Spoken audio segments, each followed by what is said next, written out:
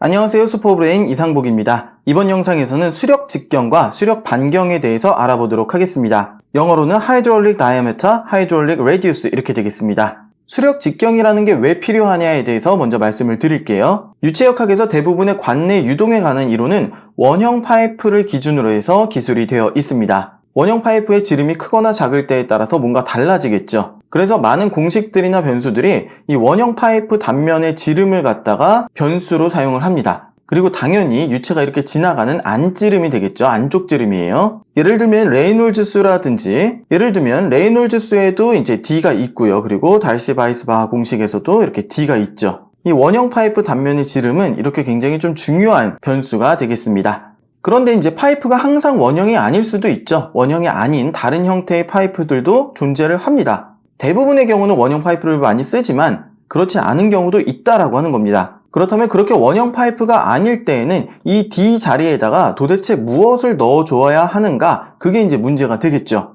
그래서 이 D 자리에다가 넣어줘야 하는 그것이 바로 하이드롤릭 다이아미터가 되겠습니다. 한마디로 단면이 원형 파이프가 아닌 그런 파이프에서 사용하기 위해서 원형 파이프에서는 직경 D를 사용했지만 원형 파이프가 아닌 경우에는 뭔가 계산을 해가지고 하이드롤릭 다이아미터다 이런 거를 사용을 하자는 거죠.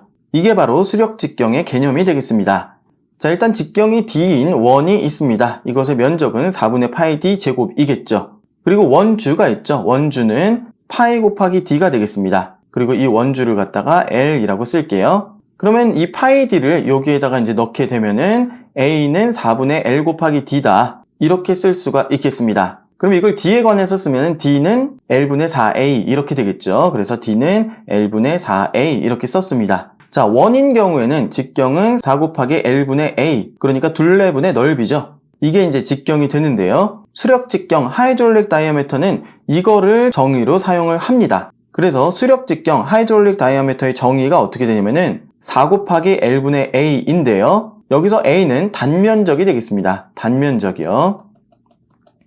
유체가 흐르는 단면적이 되겠고, 여기서 L은 접수 길이라고 하는 표현을 씁니다. 접수 길이. 이 접수 길이가 뭐냐면요. 이게 이제 파이프의 내부에서 이렇게 꽉 차서 흐르잖아요. 그러면은 이 내부에 있는 유체와 파이프하고 닿는 이 길이 있죠. 그걸 갖다가 접수 길이라고 이야기를 합니다. 자, 깨끗하게 좀 정리를 해볼게요. 수력 직경, 하이드롤릭 다이아미터는 무엇이냐? 기울은 DH를 많이 쓰고요. 4 곱하기 L분의 A이다. 그리고 여기에서 A는 흐르는 유체의 단면적이고요. L은 접수 길이인데 이 접수 길이란 무엇이냐?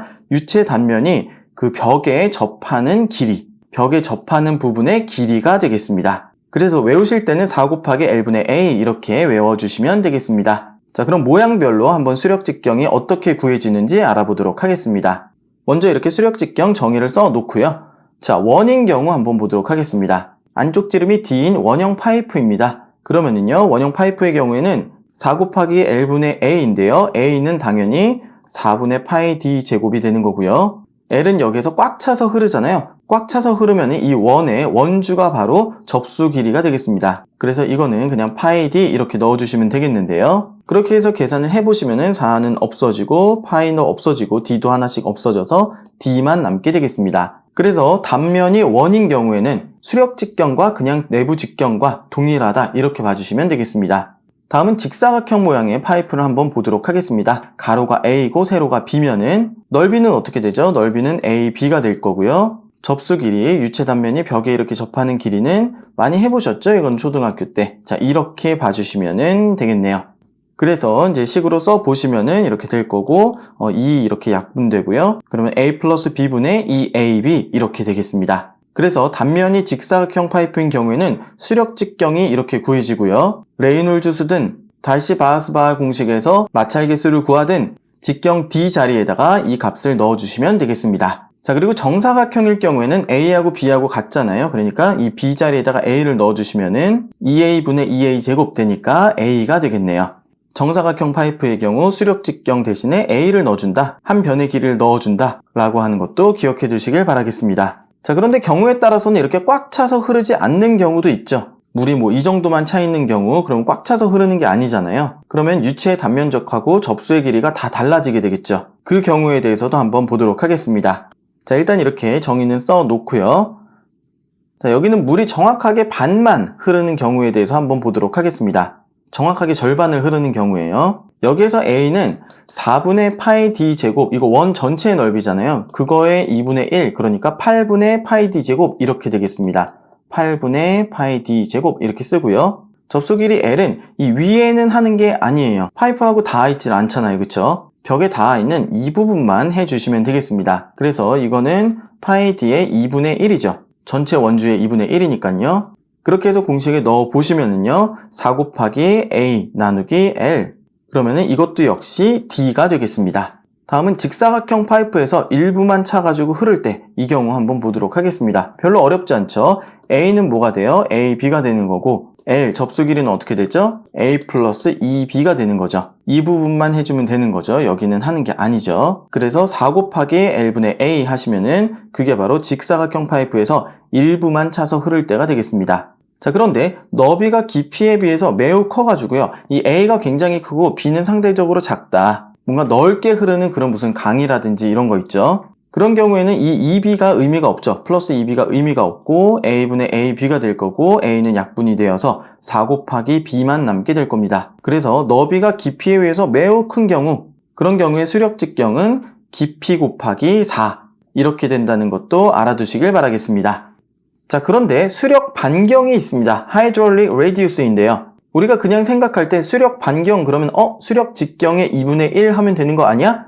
이렇게 생각하실 수도 있겠는데요. 사실은 그렇지가 않습니다. 왜냐하면 이 수력 반경은요. 정의를 할 때 이렇게 정의를 했습니다. 반지름이 R인 원이 있는데요. 당연히 넓이는 파이 R 제곱이고요. 접수 길이 원의 둘레는 2파이 R이 되겠죠. 그리고 이 두 개의 식을 합치게 되면은 A는 2분의 L 곱하기 R이 되겠습니다. 그렇다면 R은 2 곱하기 L분의 A 이렇게 이제 쓰면 되는 거잖아요. 그쵸? 그래서 수력 반경도 이렇게 정의를 했으면 좋았을 텐데 그렇게 정의를 하지 않았습니다. 수력 반경은요. 이 앞에 2를 빼고요. 그냥 L분의 A라고 이렇게 정의를 했습니다.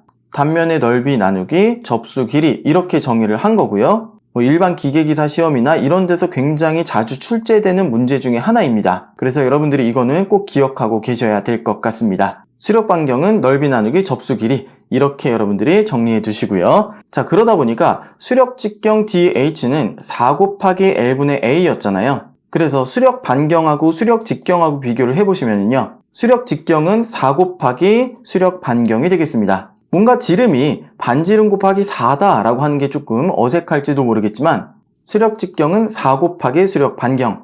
뭔가 우리가 그냥 생각할 때는 반지름 곱하기 2를 해야 지름이 될 것 같지만 유체역학에서는 수력 반경, 수력 반지름 곱하기 4를 해야 수력 지름이 된다라고 하는 거 기억해 두시길 바라겠습니다. 그래서 이런 것들은 좀 헷갈리지 않게 여러분들이 뭔가 크게 잘 정리를 해 두시고요. 필요할 때마다 잘 보시면서 실수하지 않기를 바라겠습니다. 여기까지 수력 직경, 수력 반경에 대해서 알아봤고요. 조금 더 다양한 그런 도형에 대해서도 여러분들이 한번 생각해 보시고 정리를 하시면은 대학교에 무슨 중간고사나 기말고사 그런 시험 문제들 대비하는 데 도움이 조금 될 것 같습니다.